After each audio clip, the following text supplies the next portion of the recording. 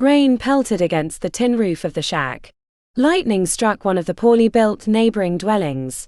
Flames licked the peeling varnished wood they'd used in its construction. The old woman stood at the entrance to her shack, watching the family run out into the rain, with a smile on her face. A baby cried while its mother wailed at the injustice of losing her home. The old woman raised her eyes to the sky and watched her bird fly overhead, as another bolt of lightning struck the family's hut. The man-sized bird was almost invisible against the dark storm clouds. But the old woman could see him, and even when she couldn't see him, she could feel him.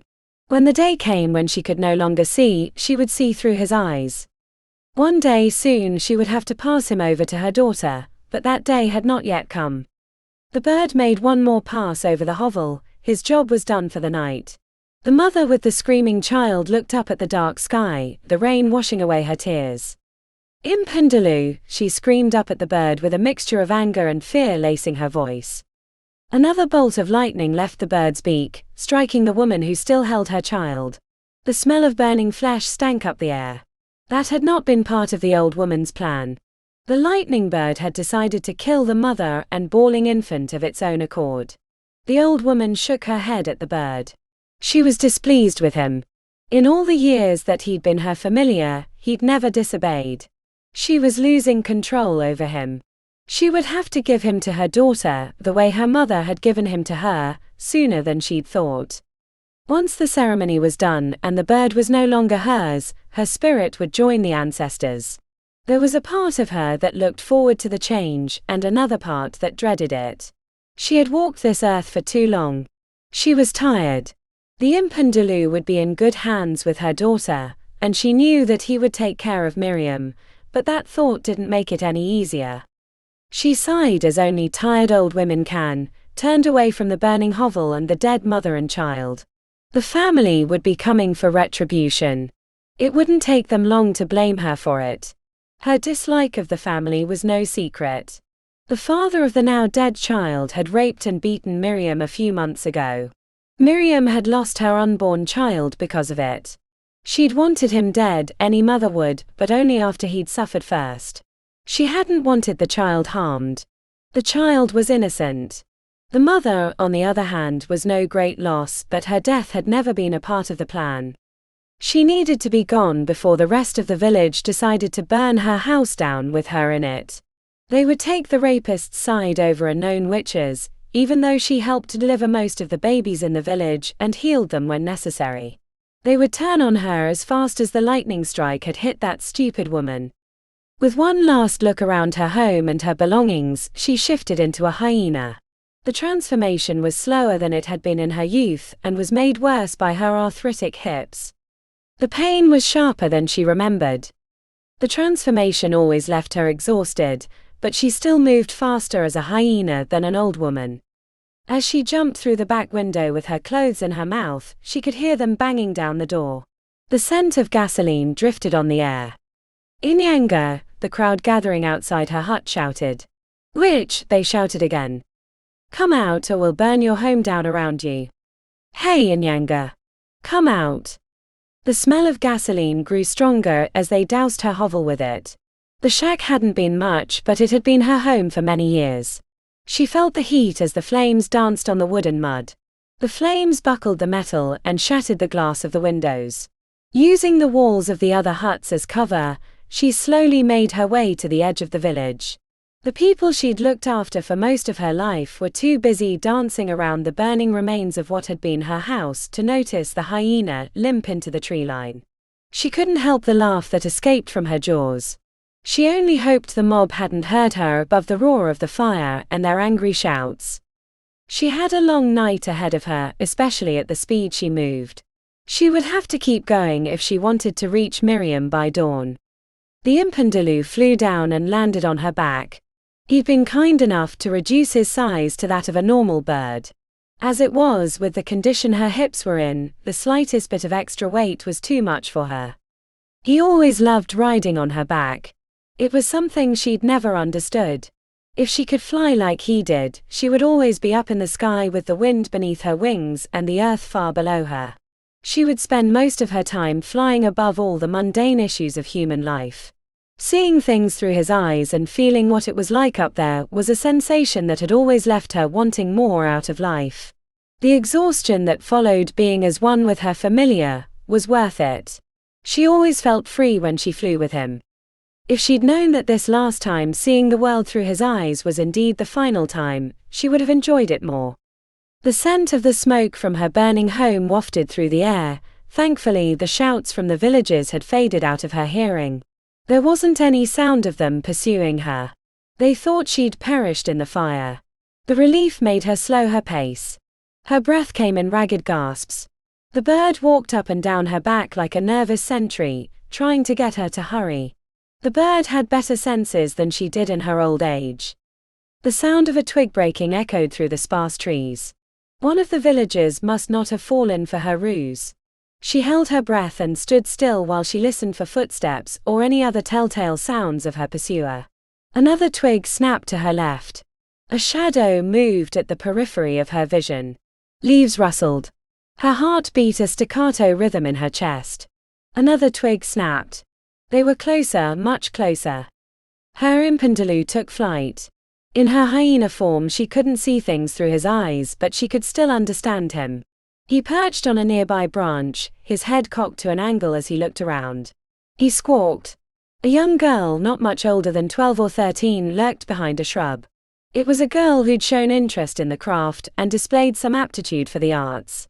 The old woman suspected the girl also had the gift of second sight, which would explain her ability to find her when everybody else in the village was still staring at the burning shack. There was no fear in the girl's heart, only excitement. The bird flew back and perched himself on the hyena's back. They slowly made their way through the trees, careful not to lose the girl. She could be useful. The trees vanished and were replaced by grasslands, which provided better cover for the hyena. Since her rape, Miriam had moved to a riverbank where she could practice her craft away from the prying eyes of the villagers. She'd become angrier, and as a result, she was no longer just practicing the healing arts or divination. She had started delving into the darker arts. It was also one of the reasons the old woman had decided to take matters into her own hands. She hadn't wanted the stain of murder on her daughter's soul. She also worried that once the Impundulu was connected to Miriam, they would both go down a dangerous road from which there would be no return. The only foreseeable end for Miriam on her current dark path was being burnt to death by the people she'd once promised to help. Perhaps the girl would be able to bring Miriam back to the path of healing. The girl was pure innocence. The bird squawked from her back. They were approaching Miriam's hut. She could smell the cooking fire. The sweet scent of chicken roasting on open flames and rosemary drifted on the breeze. She hadn't realized how hungry she was until then. The girl stumbled over a rock behind them. The girl's expression when she realized both the hyena and the bird were looking at her amused the old hyena. The hyena laughed, making the girl scuttle backwards. Miriam emerged from her hut at the sound of her mother's hyena laughter. "Mama," Miriam called as she ran towards her mother. The old woman shifted back into human form. The transformation was slow, painful, and grotesque. The girl vomited at the sight of it and then shied away from Miriam. The girl's usual bravery vanished. Miriam's reputation for practicing the dark arts had made her the evil villain in children's bedtime stories. But seeing her now, the old woman barely recognized her daughter. Her aura was dark and brooding. Miriam barely glanced at the frightened child, but that glance she gave was filled with the same annoyance one experiences when stepping in dog excrement. Bringing the child along might have been a mistake. Perhaps nothing could save Miriam from her path now. "Mama," Miriam repeated as she embraced her naked and exhausted mother. "Have you come to perform the ritual?" The old woman only had the strength to nod. The Impundulu squawked as he took flight and once more gloried in his proper size. He hated being smaller than he was meant to be. He landed next to Miriam, his head at her shoulder height. She stroked his neck like a lover. The weaker the old woman got, the stronger their bond grew. It was time for the transfer of power. Miriam led them back towards her hut. The old woman could barely walk, the girl had to help her stand and half carried her. The chicken roasting on the fire was ready to eat, but Miriam ignored it. She strode into her shack. The Impundulu followed after her. They were both anxious to get the ceremony done. Everything they needed to perform it was inside. It would be a blood ritual. At the entrance to Miriam's hut, the girl hesitated. The old woman could understand why the girl didn't want to enter. It was dark and reeked of decaying animals. A fire pit was in the center of the room. The dying embers of an earlier fire glowed in the dark, the only source of light in the room. Not even the early morning sunlight penetrated through any cracks or windows. It felt as though things were waiting in the dark corners, things that had been summoned out of the very darkness that they now hid in. "She shouldn't be here, Mama," Miriam's disembodied voice came from the shadows. The Impundulu squawked his agreement. "She's only helping an old woman and will leave as soon as I am in my place for the ceremony," the old woman said, trying to keep her own fears of her daughter at bay. The child tried to bolt, but where the entrance to the hut had been was only darkness. There was no way out. The old woman walked towards the fire pit in the center of the room, holding the girl's hand. "She is no threat to you. She is an innocent. A sweet child," the old woman said into the black void that seemed to swallow up the room. "The blood of the innocent gets spilt all the time, Mama. I learned that lesson the hard way," Miriam's voice came from behind them. There was a flash of a knife blade, and the girl's throat was slit before she had a chance to scream. Her young blood seeped into the mud floor of the hut. Miriam chanted over the girl's body and rattled bones and shells. The old woman barely felt it when Miriam cut her throat. Her warm blood ran down her bare chest as she sunk to the floor and joined that of the child's. The last thing she saw before her spirit joined the ancestors was the Impundulu, who had served her so faithfully over the years, join with her daughter. Lightning lit the room and traveled through Miriam and back into the bird. They had merged and were as one. The walls and floor of the shack were scorched. The two dead bodies burned, but Miriam was unharmed. Together Miriam and the Impundulu left the burnt-out hut to take their revenge on the village.